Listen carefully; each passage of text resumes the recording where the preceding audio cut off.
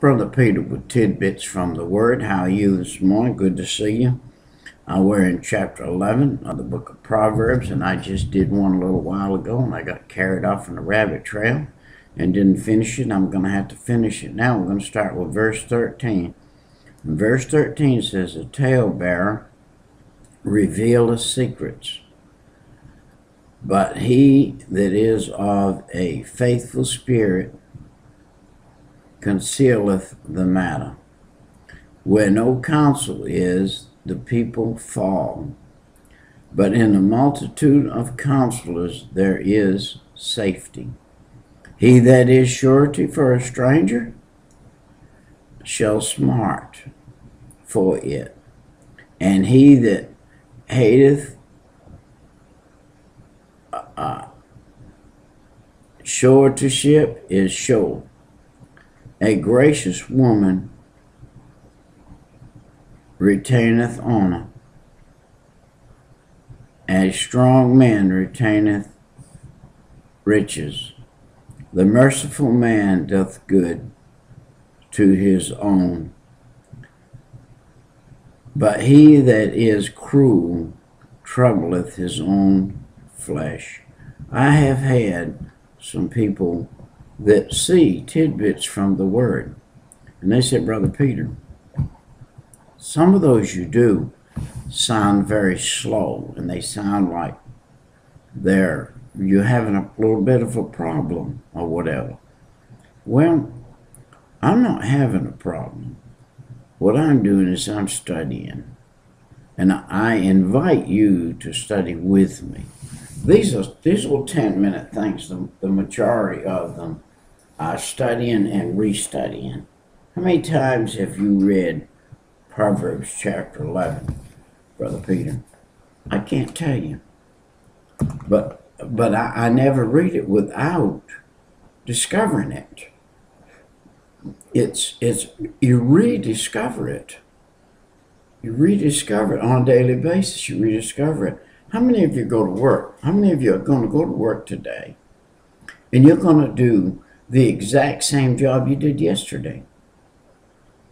Are you going to get better at it? You should be.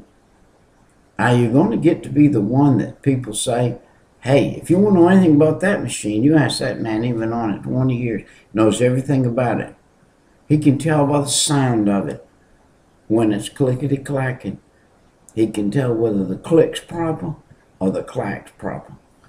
I don't know if you've been around a cotton mill or not, where that shuttle goes click, clack, clickety-clack, clickety-clack, clickety-clack.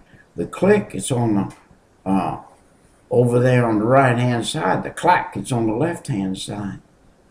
And that thing has got, you're doing a roll of material that's 54 inches wide, and that thing goes clickety-clack. You know what it just did? It went 54 inches two ways. That's 108 inches clickety-clack. Is it going properly? Is it carrying the thread it's supposed to carry? Is it clicking right and clacking right? That's this book.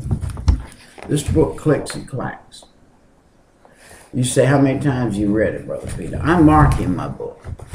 This is an old Bible. This Bible is marked in all over. This Bible has markings all through it, all over the place. It is marked up from cover to cover. And it's only one of many that I have that are marked from cover to cover. You say, "Well, Peter, Brother Peter, if it's marked from cover to cover, what is it that you're studying if you've already studied it before?" Hey, I'm restudying it. Is it new to me? Yes, it is. Always new to you. What are you looking for? I'm looking for what I missed last time I read it. I'm like the guy running the machine. When he first started on that machine, it was a roar to him. All he could hear was a roar. He could hear that machine roaring, and he didn't know what that machine was saying.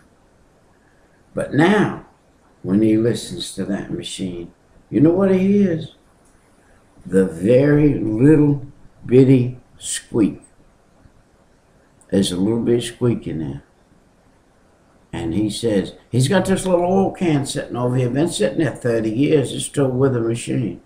And that little can, I don't know if you remember this or not, but you take that little can, you tip it out. They have a long nozzle on it, a little bitty hole at the end of it. And you tip that thing out, and you'd press it right in the middle at the bottom, and it'd go click, clack, click, clack, or it'd go boop, boop, boop, boop, and a little drop of oil come out of there.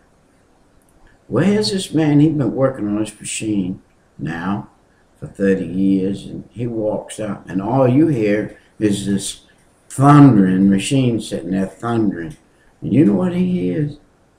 He goes over there, and he pulls down a lever called a brake. And that brake is going to put that machine on brake for a second or two. And he's going to pull that brake and put that machine on for a second or two. He's going to take that little oil can, and he's going to reach in there, and he's going to go back 1, 2, 3, 4, 5, 6, 7, 8. That's the one right there, I guarantee you.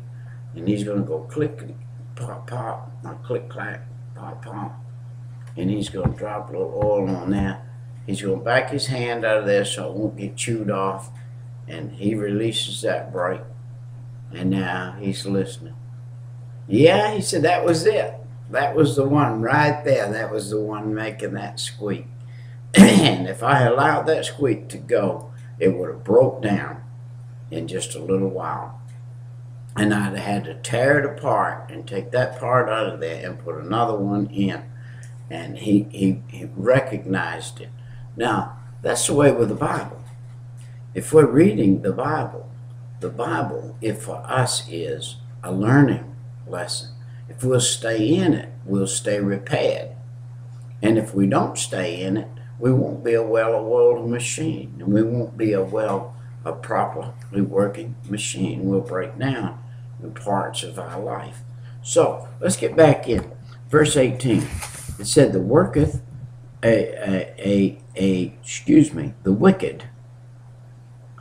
worketh a deceitful work, but to him that soweth righteousness shall be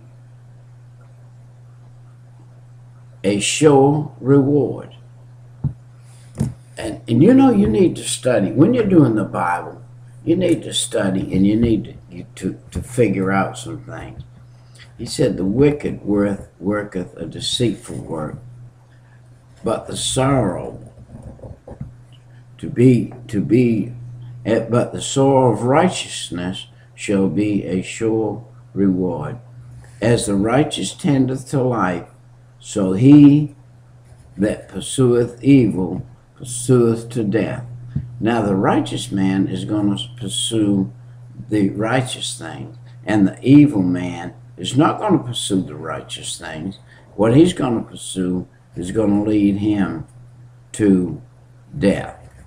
And it said, right here, it says in verse 20, they that are of a froward heart are an abomination to the Lord, but such as are upright in their ways are his delight. God's delight is in the way of the upright. It said, though hand join in hand, the wicked shall not be unpunished, but the seed of the righteous shall be delivered.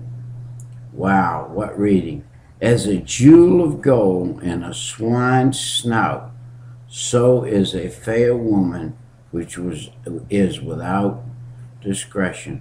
Listen, a fair woman is wonderful, a beautiful woman is nice, but if she doesn't have discretion, and be careful not to flaunt her beauty, she will cause herself and others great trouble in life. All right, the desire of the righteous is only good, but the expectation of the wicked is wrath. There is that scattereth and increaseth, and there is that withholdeth more than is meet, but will tend to poverty.